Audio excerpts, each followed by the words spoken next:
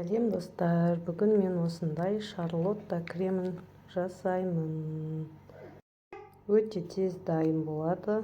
Сармай, сүт және қант 2 жұмыртқадан. Кастрөлге 150 мл сүт, 200 грамм қант және 2 жұмыртқа қосамыз. Мінекей қостық.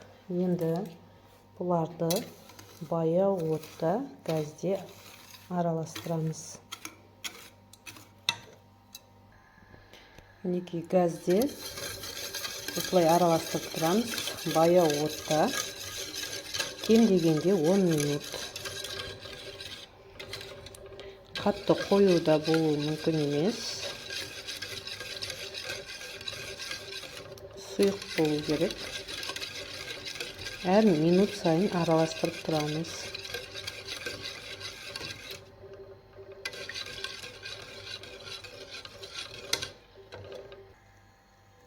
Мінекей осылай араластыра береміз.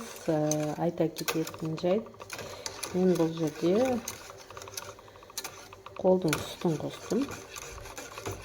Ешкінің сүтімен жасап жатырмын. Магазиннің сүтімен жасауға да болады. Осылай араластырып тұрамыз.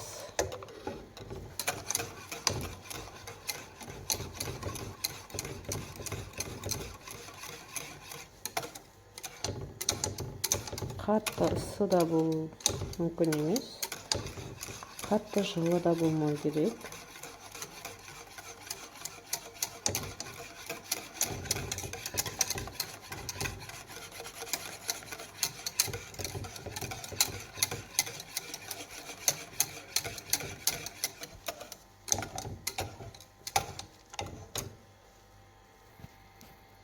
Бұны пісірмейміз, тек баяу отта кішкене жылытып, қатты жылы болмай, қатты ысы болмай, орташа сұйық болады бұл.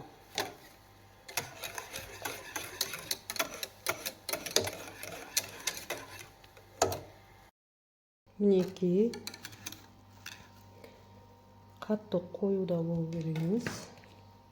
Енді осыны мінекей жаңа ыдыстағымызды осы ыдысқа құйдым. Осындай сұйықтығы болу керек. Енді бұның бетін пакетпен суығанша басып қоямыз, жауып. Пищевой пленкамен жауып қойдым, бетін енді суығанша осылай тұрады. Мінекей майымызды дайындап қойдық. Жаңағы креміміз қою болып әдемі болып тұр. Ең алдымен осы сармайымызды миксерлеп аламыз. Сосын бір қасықтан қоюынан араластырып отырамыз.